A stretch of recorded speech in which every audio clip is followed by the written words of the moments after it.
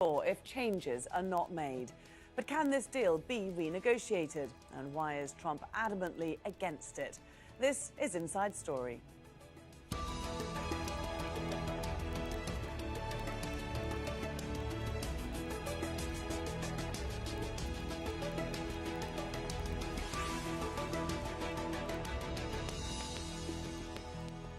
Hello there and welcome to the programme. I'm Laura Kyle.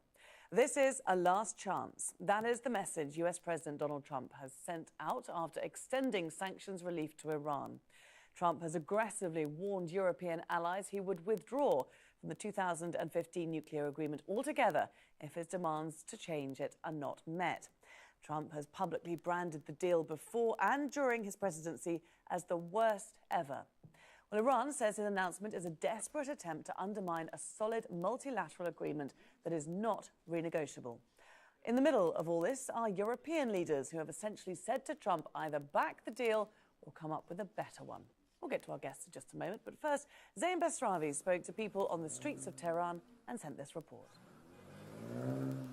Nearly 2.5 years after the nuclear deal was signed, many Iranians say they haven't seen any real benefits, and that President Hassan Rouhani promised more than he could deliver. The nuclear deal has had no impact at all in my life. The price of rice has doubled, meat is expensive, we pay millions in rent. Meanwhile, the children of officials sleep like the people don't exist. Money didn't go to my pocket or to the pocket of the woman selling things on the street or to old people. But some are still willing to stand by their president. Rouhani is doing his best. Of course, there are some problems in the country. Sanctions, pressure from abroad, naturally it impacts livelihoods and the economic situation. But if we just blame the president and say he is the one who has to do something, of course, he cannot. We should stand next to him, cooperate with him and tolerate the situation. The nuclear deal had some success. The lifting of sanctions let Iran sell oil again freely on the international market. Exports are up to more than 2 million barrels a day.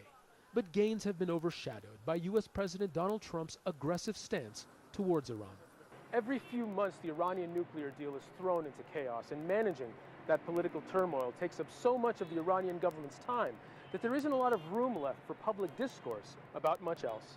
Trump has created so much uncertainty about the nuclear deal that Iranians say it's been as harmful as sanctions that the deal was meant to lift. Many people are frustrated that foreign investors are too scared to come to Iran, and the value of their currency keeps falling. Trump is a person who has a psychological problem. His opinions have no balance on any issue. He's always changing his mind. And for me, as an Iranian, and for most Iranians, it doesn't matter if the US pulls out of the deal. As long as European countries cooperate with us, we will stay in the deal. Some Iranians don't care about the nuclear deal at all and say they simply want to get on with their lives.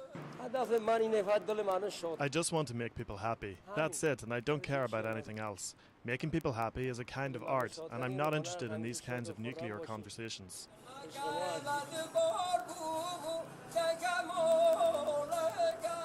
Iran's government says it's ready to deal with any scenario. So too, it seems, are its people. Zain Basravi, Al Jazeera, Tehran.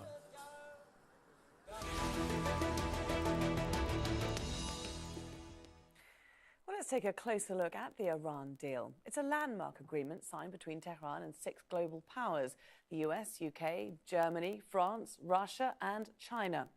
Iran agreed to reduce its enrichment of uranium, eliminate enriched uranium stockpiles and modify a water facility so it can't produce materials suitable for a nuclear bomb.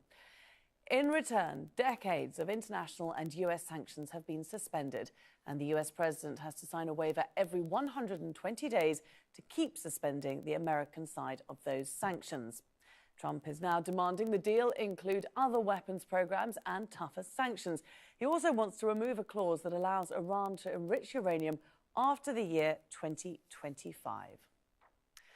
Well, turning to our guests now, and joining us from Tehran, Syed Mustafa Kocheshem, a political commentator and specialist on Iranian domestic affairs. In London, Ellie Jeremiah, a policy fellow with the European Council on Foreign Relations and the author of the book Engaging with Iran, A European Agenda. And in Washington, D.C., Ali Vyers, a senior Iran analyst with the International Crisis Group. Very warm welcome to all of you. Ali, let me start with you, because Trump has thrown the ball now to Europe. How is Europe going to keep this deal alive? Well, the European parties to this deal several days ago had a very important meeting in Brussels where they came out with a unified message that they are going to remain committed to this deal, and that importantly, so long as Iran carries on its part of the bargain, they will do their best to deliver on the deal as it was envisaged originally. Now, I think everyone in Europe understands and acknowledges it's going to be very difficult to keep the deal going if the United States backtracks. So their effort for the next 4 months, which is this deadline that their closest ally in the US has issued to them, their main efforts are going to be to keep the US administration on board with the deal and find some sort of a solution that accommodates both Iran's needs and the US needs. But if need be, they need to also consider contingency plans to keep this deal together absent the United States. So just to be clear, they're going to spend the next 120 days trying to keep the US on side rather than, as Trump wants, renegotiating the deal with Iran. Well, the Europeans made very clear in Brussels, and they have been consistently making it clear to the US president since October when he decertified the nuclear deal, that this deal is not up for renegotiation. There has been a possible space and suggestion given to doing some side agreements with Iran that address some of those areas where President Trump seems to be most fixated on, which is missiles programs and the issue of so-called sunset clauses. But before the Europeans can even consider that, they need the full commitment of the US to this nuclear agreement. I think their priority for now will be to keep the US on board, but at the same time, in parallel, they should be looking at contingency plans whereby they can offer Iran a P4+1 deal that keeps the obligations in place on both sides. OK, well, we'll look at that P4+1 idea just a little later in the programme. First, though, I just want to go over to Ali and see how difficult it's going to be to keep Trump on side in the deal with the Europeans as it stands. I mean, how close was he to walking away from it?